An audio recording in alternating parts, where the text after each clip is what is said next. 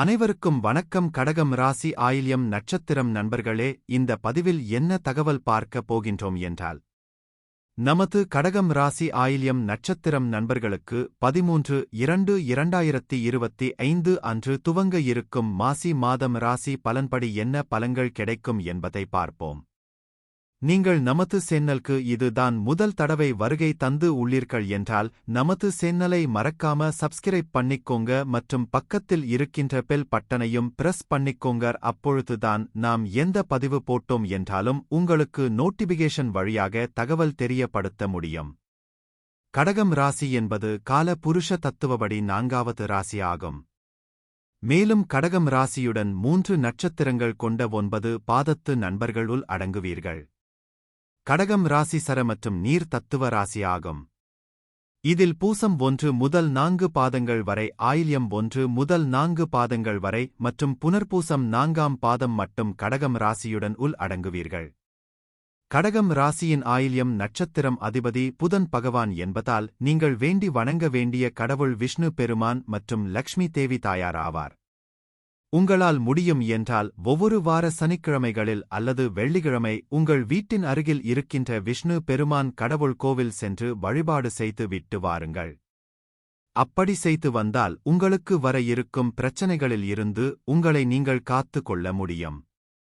தற்பொழுது ராகு பகவான் உங்களது 9ஆம் வீடான தந்தை மற்றும் பாக்கியஸ்தானத்தில் அமர்ந்து உள்ளார். 9வது வீட்டில் ராகு உங்களை குழப்பமானவராகவும் கடவுள் பயமுள்ளவராகவும் ஆக்குகிறார். ஆனால் மிகவும் ஆன்மீக ரீதியில் இருக்கிறார்.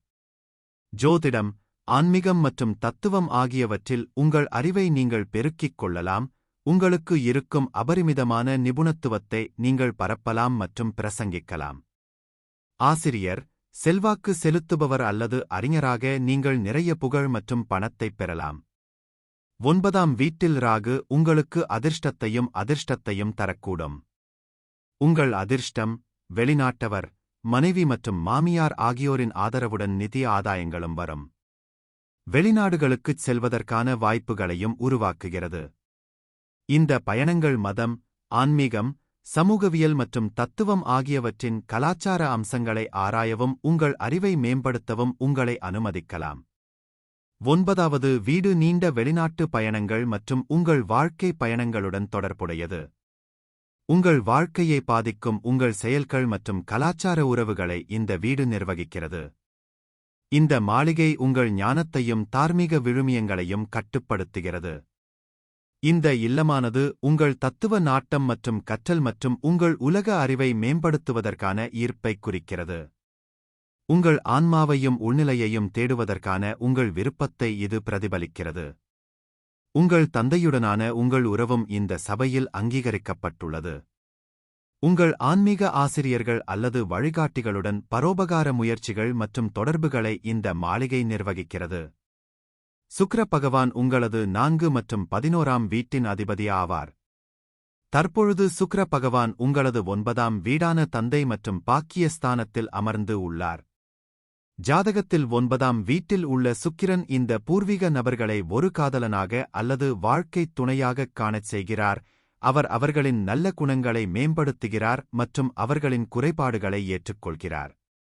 9ஆம் வீட்டில் சுக்கிரன் இருக்கும் பூர்வீகவாசிகள் ஒருவரை ஆழமாக நேசிக்கவும் பதிலுக்கு ஆழமாக நேசிக்கப்படவும் பயப்படக்கூடாது.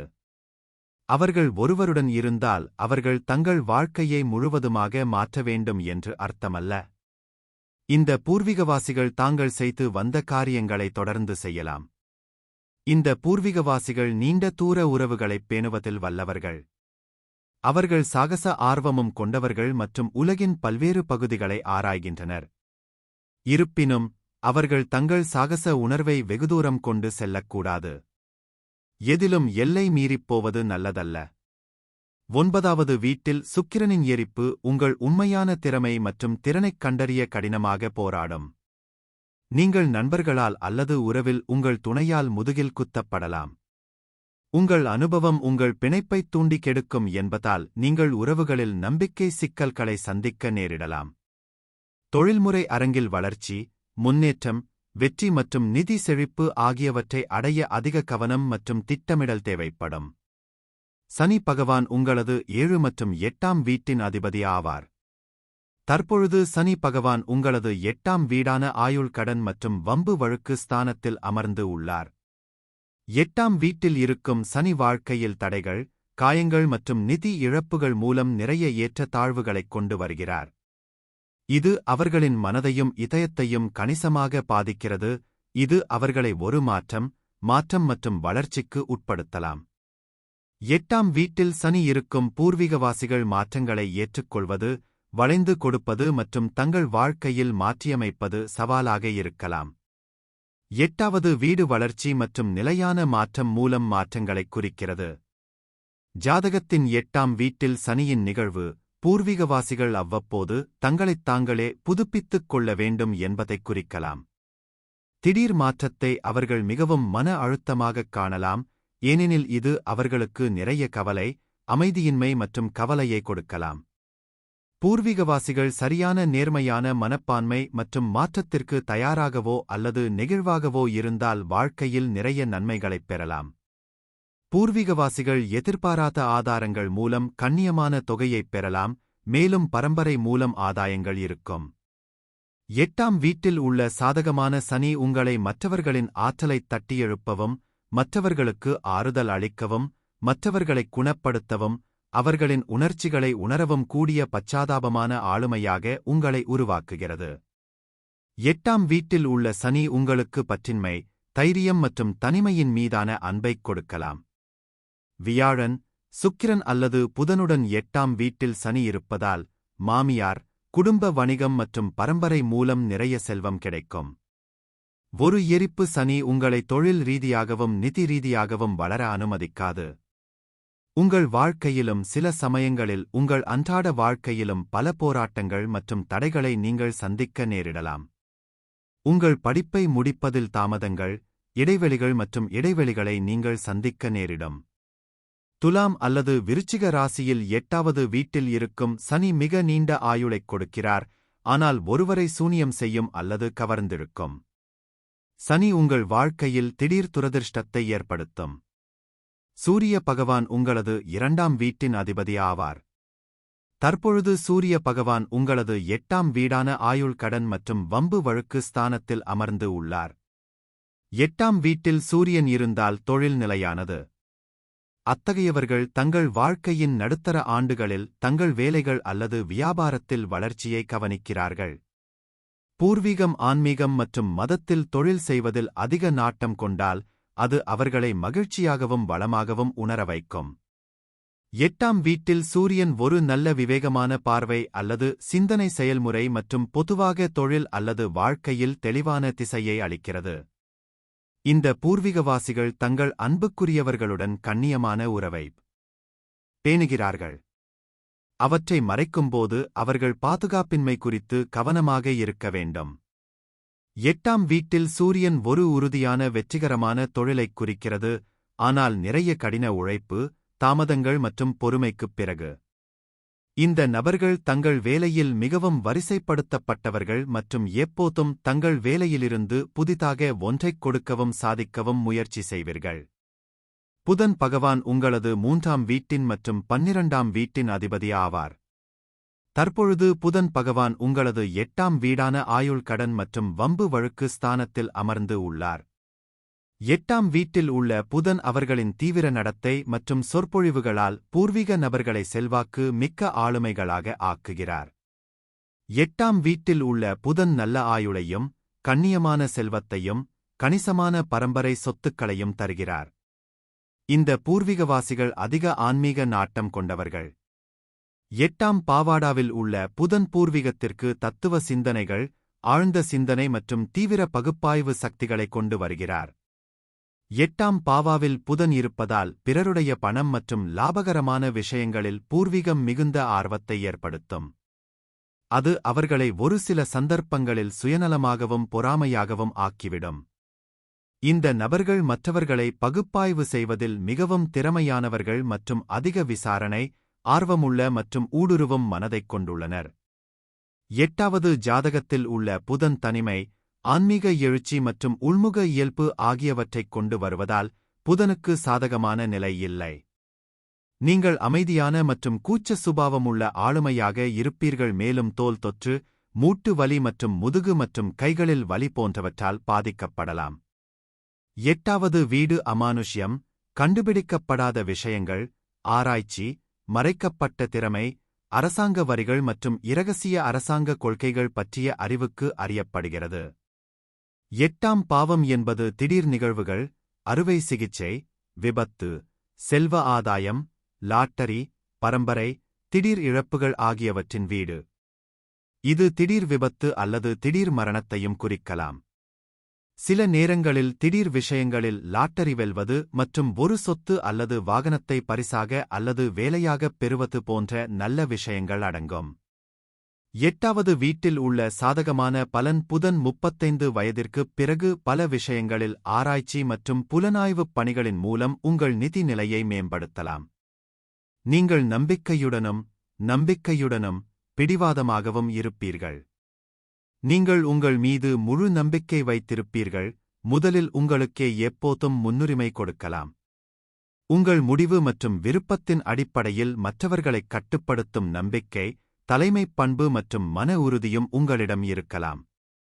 வாழ்க்கை, மரணம், விஞ்ஞானம், ஜோதிடம், அமானுஷ்யம், ஆன்மீகம் போன்றவற்றின் மர்மங்கள் மற்றும் இரகசியங்களை நீங்கள் அவிழ்த்துவிடலாம். 8ஆம் வீட்டில் உள்ள புதன் உங்களை வெளிநாட்டு நாடுகளில் குடியேறச் செய்யும், நல்ல அளவு திரவ செல்வம் மற்றும் சேமிப்புடன். 8ஆம் பாவத்தில் உள்ள புதன் உங்களை திரைப்படம், பொழுதுபோக்கு, ஊடகம் மற்றும் விளையாட்டு ஆகியவற்றில் பிரபலமாக்கலாம் அல்லது வெற்றியடையச் செய்யலாம். செவ்வாய் பகவான் உங்களது 5ஆம் வீட்டின் மற்றும் 10ஆம் வீட்டின் அதிபதி ஆவார். தற்பொழுது செவ்வாய் பகவான் உங்களது 12ஆம் வீடான விரயஸ்தானத்தில் அமர்ந்து உள்ளார். 12ஆம் வீட்டில் உள்ள செவ்வாய் ஆழ் மனதில் தொலைந்து, ஆன்மீகம், கல்வி, கலாச்சாரங்கள் போன்ற பல்வேறு விஷயங்களை ஆராய்கிறார், அவரது குழப்பமான மனநிலையின் அமைதிக்காக.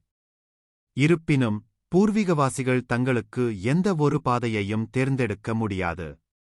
12வது வீடு தனிமைப்படுத்தப்படுவதைக் குறிக்கிறது. 12ஆம் வீட்டில் செவ்வாய் கனவுகள், கற்பனை மற்றும் இன்பங்களின் வீடாகும், இது அவர் அல்லது அவள் ஆற்றலைச் செலுத்தும் பாலியல் செயல்பாடுகளில் பூர்வீகத்தின் ஈடுபாட்டைக் காட்டுகிறது. 12ஆம் வீட்டில் செவ்வாய் இருக்கும் பூர்வீகவாசிகள் வேலை நோக்கங்களுக்காக தொடர்ந்து வெளிநாடுகளுக்குச் செல்ல வேண்டியிருக்கும், அங்கு அவர்கள் செவ்வாய் கிரகத்திலிருந்து தங்கள் ஆற்றலை உற்பத்தி செய்யும் வேலை வாழ்க்கையாக மாற்றுவார்கள். 12வது வீட்டில் செவ்வாய் பூர்வீக உலகில் இருந்து தனிமைப்படுத்தப்படுவதைக் காட்டுகிறது, இது பூர்வீகம் ஒரு ஆராய்ச்சியாளராகவோ அல்லது வெளிநாட்டில் தனியாக பணிபுரியும் கள விஞ்ஞானியாகவோ இருக்கலாம். பூர்வீகம் கற்பனை மற்றும் தெளிவான படைப்பு யோசனைகளால் ஆசீர்வதிக்கப்படலாம், அது அவரை ஒரு பிரபலமான மற்றும் படைப்பாற்றல் எழுத்தாளராக மாற்றும். 12ஆம் வீட்டில் இருந்து செவ்வாய், 6ஆம் வீட்டின் அம்சம், அதிகமாக பணம் செலவழிப்பதையும், சில சமயங்களில் பூர்வீகத்திற்காக கடனில் விழுவதையும் குறிக்கிறது. இதேபோல், செவ்வாய் 12ஆம் பாவாவிலிருந்து 7ஆம் வீட்டைப் பார்க்கும்போது, அது திருமணத்தைப் பாதுகாக்கும் அல்லது பல திருமணங்களைத் தரும். இருப்பினும், இவரது பங்குதாரர் வாக்குவாதம், ஆதிக்கம் மற்றும் அவருக்கு சவாலாக இருப்பார். குரு பகவான் உங்களது 6ஆம் வீட்டின் மற்றும் 9ஆம் வீட்டின் அதிபதி ஆவார். தற்பொழுது செவ்வாய் பகவான் உங்களது 11ஆம் வீடான லாபஸ்தானத்தில் அமர்ந்து உள்ளார். பொதுவாக, வியாழன் அவர்களின் 11வது வீட்டில் இருக்கும் ஒரு நபர் அவர்களின் வாழ்க்கையில் நல்ல ஆரோக்கியம், செல்வம் மற்றும் மகிழ்ச்சியுடன் ஆசீர்வதிக்கப்படுகிறார். இவ்வாறு வியாழன் 11வது வீட்டில் இருப்பது பல அம்சங்களில் நன்மை பயக்கும். ஜாதகத்தின் 11வது வீட்டில் உள்ள வியாழன் பூர்வீகத்தை மிகவும் நம்பிக்கையான நபராக ஆக்குகிறது. நீங்கள் ஒரு தத்துவ மனநிலையைக் கொண்டிருக்கலாம் மற்றும் தொடர்ந்து ஆர்வமாக இருப்பீர்கள். அவர்கள் ஒரு நல்ல தலைவராக வரலாம் மற்றும் மந்தமான சூழலை தங்கள் இருப்புடன் மகிழ்ச்சியாக மாற்றலாம். இந்த நபர்களுக்கு பல உண்மையான நண்பர்களைப் பெறுவதற்கு அதிர்ஷ்டம் இருக்கலாம், அவர்கள் தங்கள் தேவையின் போது அவர்களுக்கு ஆதரவளிக்கலாம், அவர்கள் கீழே விழுந்தாலும் கூட. அவர்கள் வெளிநாட்டு நாடுகளிலும் நல்ல பிணைப்புகளையும் தொடர்புகளையும் உருவாக்க வாய்ப்புள்ளது. இந்த பூர்வீகவாசிகள் பாசமாக இருக்க முடியும் மற்றும் தங்கள் குழந்தைகளுடன் அருகாமையை பகிர்ந்து கொள்ளலாம். இந்த நபர்கள் தங்கள் குழந்தைகளில் நிறைய அறிவையும் மதிப்புகளையும் வளர்க்கலாம். எனவே குழந்தைகள் விவேகமுள்ளவர்களாகவும் தொலைநோக்குடையவர்களாகவும் ஞானமுள்ளவர்களாகவும் நன்கு படித்தவர்களாகவும் இருப்பார்கள்.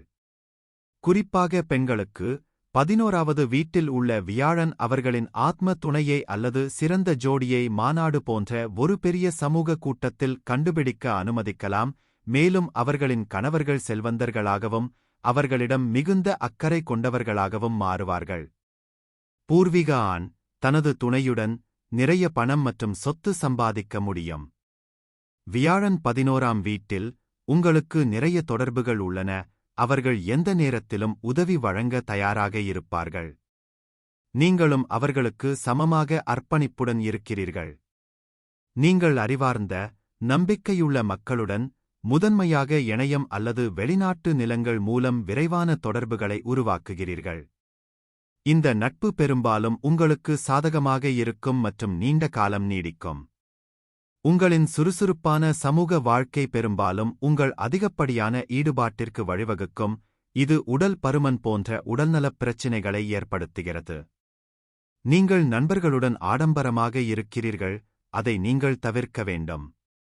உங்கள் நண்பர்கள் உங்களுக்கு செல்வாக்கு மிக்கவர்களாகவும் விசுவாசமாகவும் இருப்பார்கள். 11வது வீட்டில் உள்ள வியாழன் பலவீனமடையும் வரை பூர்வீக நல்ல தொடர்பு மற்றும் மூத்த உடன்பிறப்புகளுடன் நல்ல தொடர்பு மற்றும் உறவுக்கான சிறந்த மற்றும் போதுமான கல்வியைக் குறிக்கிறது. கேது பகவான் உங்களது 3ஆம் வீடான முயற்சி மற்றும் உதவி ஸ்தானத்தில் அமர்ந்து உள்ளார். 3ஆம் வீட்டில் கேது சஞ்சரிப்பதால் இருமல், சளி, சிறு காயங்கள் போன்றவை ஏற்படும். இருப்பினும் வலுவான நோய் எதிர்ப்பு சக்தி காரணமாக பூர்வீகவாசிகள் எந்தவொரு உடல்நலக் கோளாறுகளிலிருந்தும் விரைவாக குணமடைவார்கள். இந்த மக்கள் பயணம் செய்யலாம் மற்றும் இயற்கை அலைந்து திரிதல் மற்றும் கவர்ச்சியான பயணங்களால் மகிழ்ச்சியைப் பெறலாம். இந்த சொந்தக்காரர்கள் சிறந்த பயண பதிவர்கள் அல்லது எழுத்தாளர்கள் ஆகலாம். சிலர் உணவு, ஹோட்டல், பயணத் தொழிலில் வெற்றி பெறுவார்கள். ஒரு நபர் விளம்பரம் மற்றும் சந்தைப்படுத்தல் உலகில் வெற்றி பெறலாம். ஒரு நபர் சில சமயங்களில் விசித்திரமானவராகவும் பைத்தியக்காரனாகவும் மாறலாம். பூர்வீகம் சிறு வயதிலேயே கோபம், பொறாமை மற்றும் அமைதியின்மைக்கு ஆளாகலாம். அவர்கள் பல்வேறு கலாச்சார பின்னணியில் உள்ளவர்களுடன் காதல் உறவில் ஈடுபடுவார்கள். உங்கள் காதலருடன் உங்கள் பிணைப்பு வலுப்படும், மேலும் உங்கள் பங்குதாரர் உங்களிடம் உறுதியாக இருப்பார். பல்வேறு காதல் விவகாரங்களில் தோல்விகளைச் சந்தித்த பிறகு அவர்கள் தங்கள் வாழ்க்கையின் அன்பைக் கண்டுபிடிப்பார்கள். 3ஆம் வீட்டில் கேது முன்முயற்சி எடுப்பதில் தைரியத்தையும் வலுவான மனநிலையையும் தருகிறார். இவரது 40 வயதிற்குப் பிறகு மனதளவில் வலுப்பெறுவார். நபர் ஆன்மீகம் மற்றும் பயணம் செய்ய விரும்புவார். பூர்வீகம் நேர்மையாகவும் புத்திசாலியாகவும் நேர்மையாகவும் தொண்டு மனப்பான்மை கொண்டவராகவும் இருப்பார். நபர் நல்லொழுக்கமுள்ளவராகவும் எதிரிகளை வென்றவராகவும் இருப்பார், மேலும் வழக்கு அல்லது நீதிமன்ற வழக்குகளால் பாதிக்கப்பட மாட்டார். இந்த பூர்வீகவாசிகள் விரைவான நேரத்தில் செல்வந்தர்களாக மாறலாம் அல்லது வாழ்க்கையில் திடீரென்று செல்வம் பெறலாம். குறுகிய மற்றும் நீண்ட பயணங்கள் வாழ்க்கையில் வெற்றிகளையும் நம்பிக்கைக்குரிய வாய்ப்புகளையும் கொண்டுவரும். இருப்பினும் பூர்வீகவாசிகள் 24 முதல் 25 வரை இலக்கோ அல்லது வெற்றியோ இல்லாமல் அலையலாம். படைப்பு வேலைகளில் வெற்றி நிச்சயம். சிலர் பிரபல ஜோதிடர்கள் அல்லது ஆன்மீக குருக்கள் ஆகலாம். பெரும்பாலும் நீங்கள் வாழ்க்கையில் மகிழ்ச்சியாகவும் நேர்மறையாகவும் தொண்டு புரிபவராகவும் இருப்பீர்கள். நீங்கள் வாழ்க்கையில் அனைத்து ஆடம்பரங்களையும் உலக சுகங்களையும் அடையலாம். பூர்வீகம் வெளிநாட்டு மொழிகளைக் கற்றுக்கொள்வதோடு நம்பிக்கையூட்டும் சக்தியுடன் சிறந்த தொடர்புத் திறனைக் கொண்டிருப்பர். மேலும் நாம் கூறிய கோச்சார ரீதியான பொது பலன்கள் உங்களுக்கு பிடித்து இருந்தால் நமது சேனலை மறக்காம சப்ஸ்கிரைப் பண்ணிக்கோங்க. இந்த பதிவை பார்த்தமைக்கு மிக்க நன்றி. வணக்கம்.